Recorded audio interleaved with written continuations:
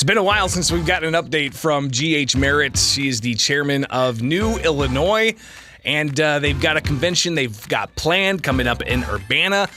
So we'll get the details about this convention and find out what's the next step here. What are their ultimate goals? So it's right here with Springfield's Morning News. I'm Greg Bishop, 741 on 92.7 WMAY, Springfield's News and Talk. GH, thanks for taking time. It's probably been, like a year since we've talked about this. Good morning. How are you? Well, thanks for having me on. Good morning. Actually, I don't remember how long it's been.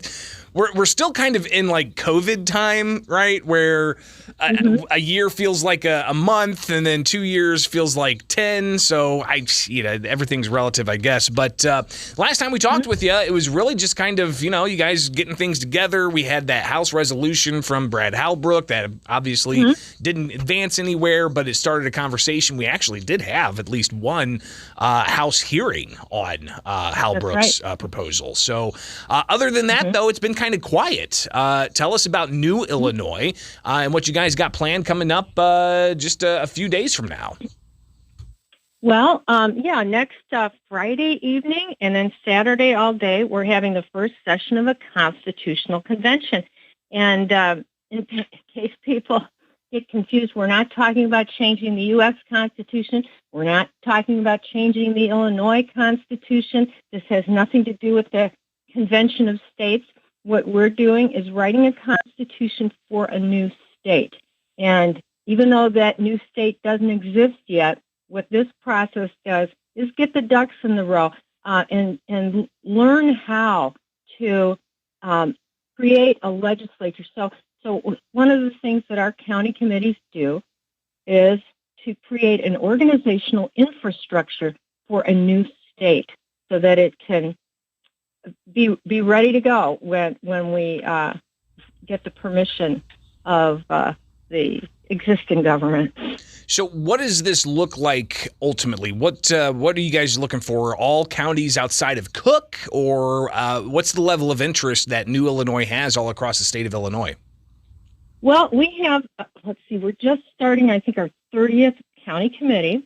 And so they are all the way from the Wisconsin state line down to southern Illinois.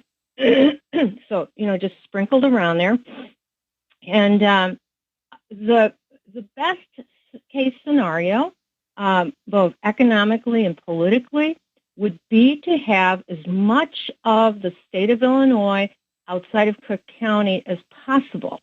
And so if we can have 101 counties in one state, and Cook can be the other state, although it isn't quite that cut and dried because, for instance, there's people living along the fringe of Cook County that already tried by referendum a few years ago to leave Cook County. And even though the referendum passed, it would have been prohibitively expensive to follow through on it with the litigation.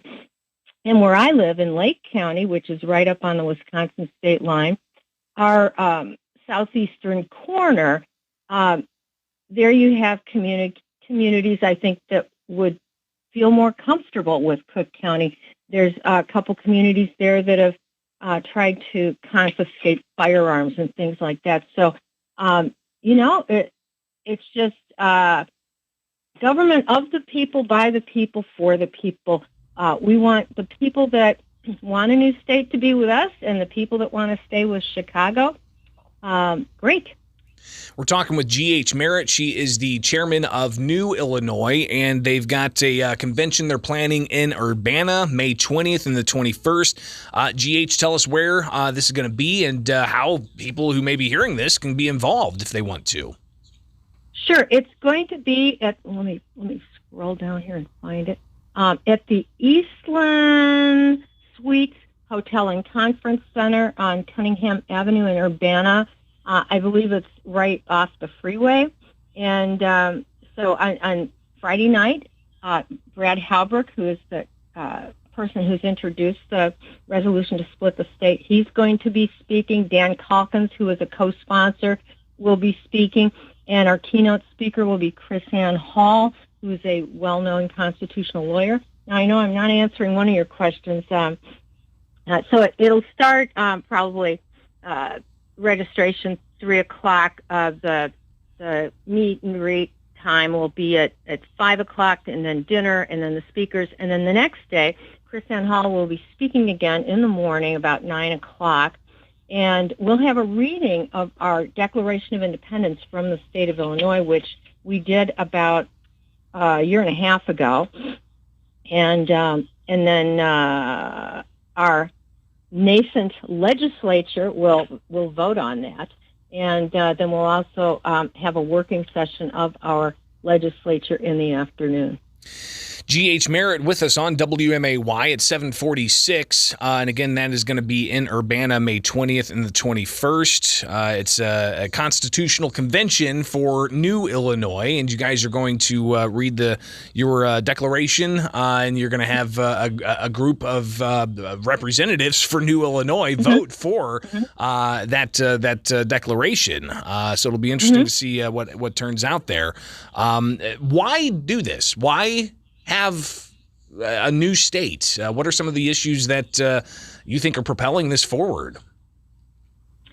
Well, gosh, where do you begin?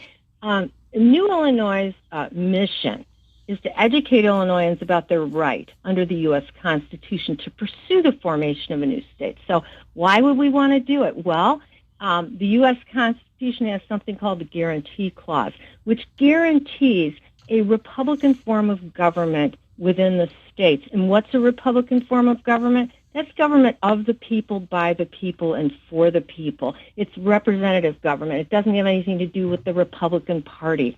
And in Illinois, we don't have that because we have one county with 40% of the people that dominates the entire state.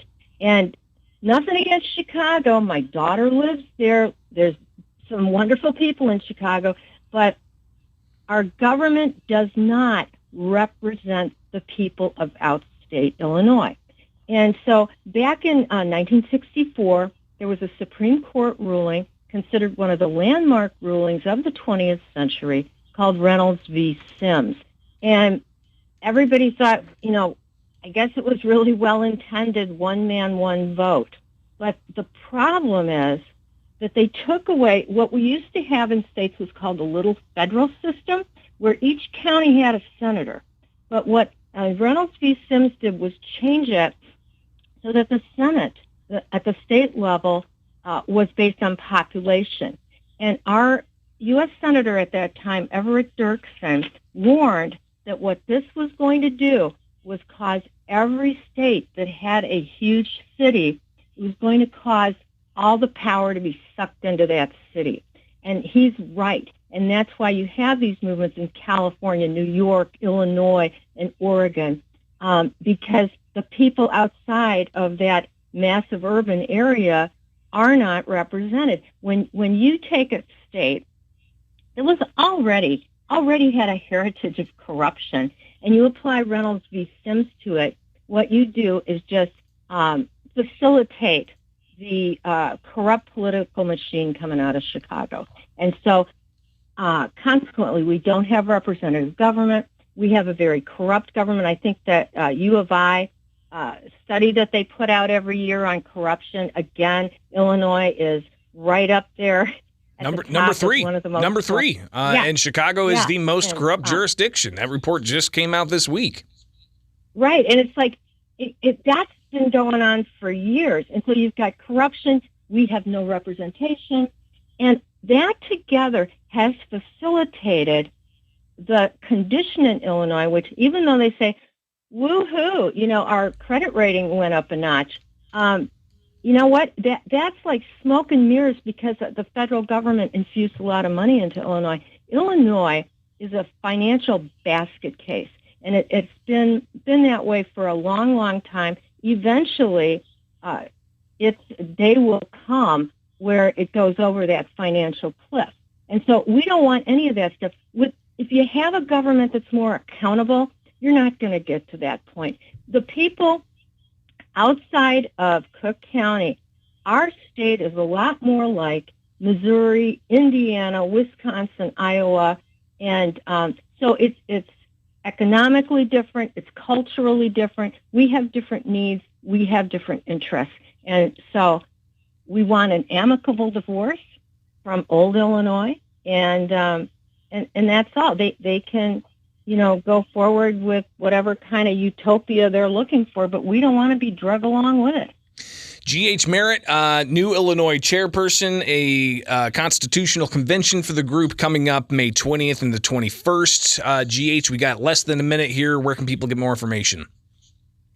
Well, we have it on our website, and there's also information on our Facebook page, New Illinois State. It looks like this morning our website is down for some reason. So, we have tickets available. There's a group rate hotel rooms there. And so, everybody's welcome to come along and help us to celebrate what's going on.